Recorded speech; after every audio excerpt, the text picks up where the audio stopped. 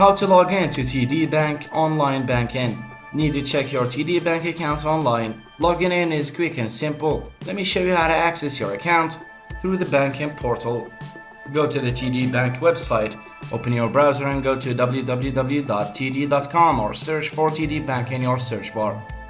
On the top right corner of the homepage, you'll see the login button, so click on it to go to the login page.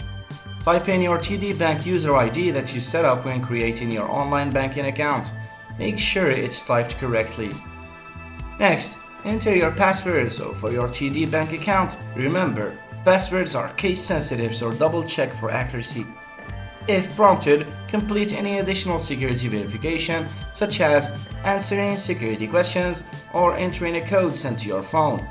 Once you've entered your information, click the login button to access your TD Bank online account.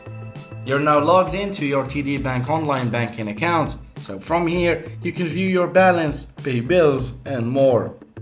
Thanks for watching, and be sure to subscribe for more tips.